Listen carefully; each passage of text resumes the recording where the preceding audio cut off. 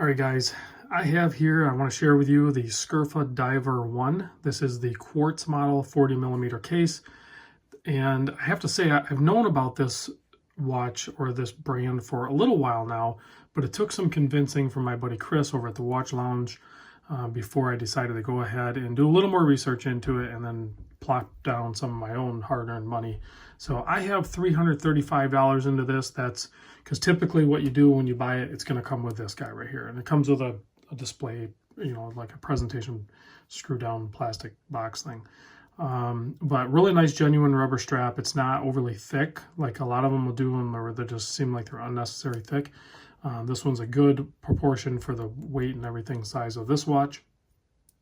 And I'll put some information down in the description, and there'll be a link to the website where you can purchase it and everything. They do limited edition models. I think they do 1 or 2 limited a year or something. I can't remember what their program is, but there's some in-stock models. There's automatic, and then of course I personally like the quartz one.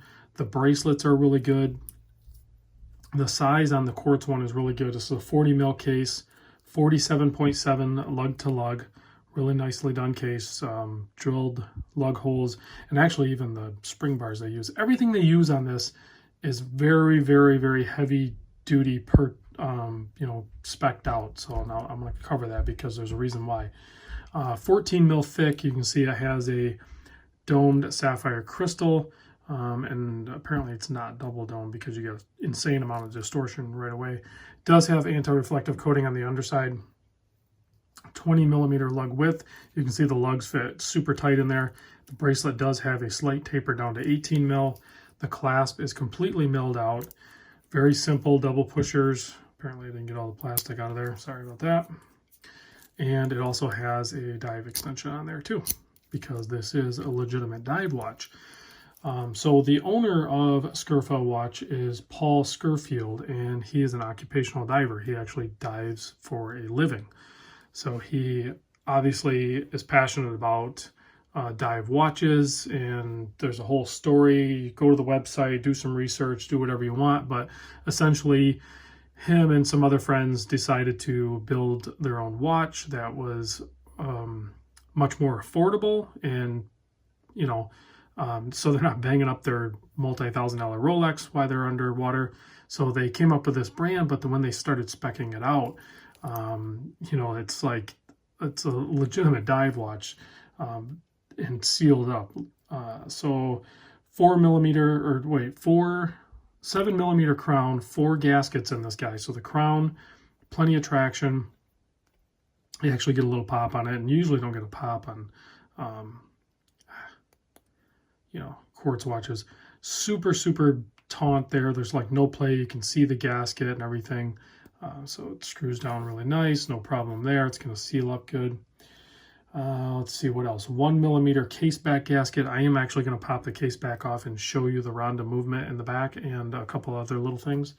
So, and then they use grade A BGW9 Lume on the printed on dial and the hour, minute, seconds. And then of course the Lume pip there. Let's see, what else do we have? So the movement is a Ronda 715 SM, so we will cover that in a minute. The bezel action is 120 click, tons of traction, like super easy to grip. And I mean, this thing is like cracking a bank vault. It feels like how you would want all of your watches to feel. I mean, this is the ultimate fidget spinner right here. So if you're big into clicks and being really tight bezel and everything like that, then this is certainly a watch for you. So it's going to have a aluminum bezel insert here, nice Lume pip up top, all blue colored. Now there is, like I said, there's other colorways and there's limited ones, but you can see this is, I just picked this one. I thought it looked pretty good. I know it's kind of bold, the yellow hands and everything like that, but I think it looks really nice. And it might even match some sports team colors and stuff if you're into that sort of thing. You can see it has a D1 signed crown, really nice finishing, and like I said, the bracelet is actually legitimately good. It flows really nicely. So a couple other things let's cover.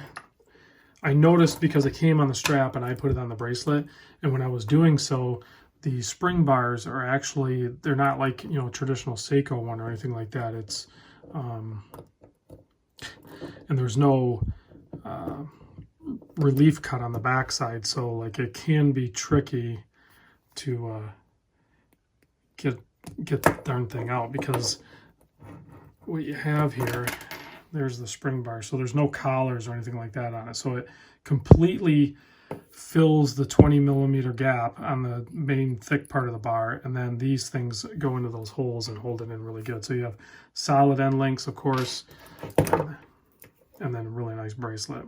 Easy to size. It's I believe it was a push pin, yeah. So it might even have been a pin and collar, I can't remember. So let's take a look. Yeah, let's take a look at the movement real quick. So I already loosened, maybe I didn't loosen enough. I already loosened the case back, so I'm just going to spin this guy off.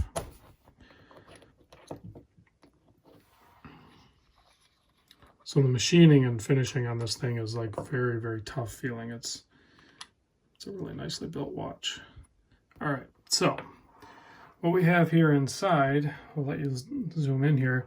You have really nice gasket setup. You actually have two gaskets there, and you have, this is, yes, you're going to see some plastic in the movement here, okay, but this is right here where you want to focus at. This is all metal, okay, so it has a metal spacer, and the Ronda 715 movement actually has 5 jewels in it.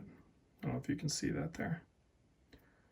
So, and they are known for being like really accurate movements. It has an end-of-life battery indicator and all that good stuff as well. So, all right, let me pop this gasket on and then we will talk about the Lume. Nice and tightened up. Very, very good machining on the parts and everything. It was super easy to work with. This is the price point on this thing is, because like I said, I have $335 into it, and that's including the bracelet. So if you didn't want the bracelet, which you definitely want the bracelet, but if you're just not a bracelet guy, then don't. And it's going to save you, I think this watch ends up in the mid 2s or something like that. I don't know what because it's in pounds, so I don't know the conversion rate. So check out the link in the description, and if you're interested in trying one out, like I don't think you're going to be disappointed at all. So like I said, the bezel action is just too fun to play with. The comfort on wrist is amazing. That's on my 7 1/4 wrist. You can see it fits and wears great. Has really nice presence, all brushed finish. So super comfortable. I don't know, man. It's a heck of a watch. It really is. It's super accurate. You can see the seconds hand hits most of the marks. So only look at it when it's over on the right side. Don't look at it when it's on the left side. So let's take a look at the Lume. You can see there's the cool blue color of the BGW9, and it glows a very long time and is plenty bright enough. It's not like insane Seiko bright or anything like that. I have not seen a BGW9 application to be that bright, so, but it is a really nice looking application.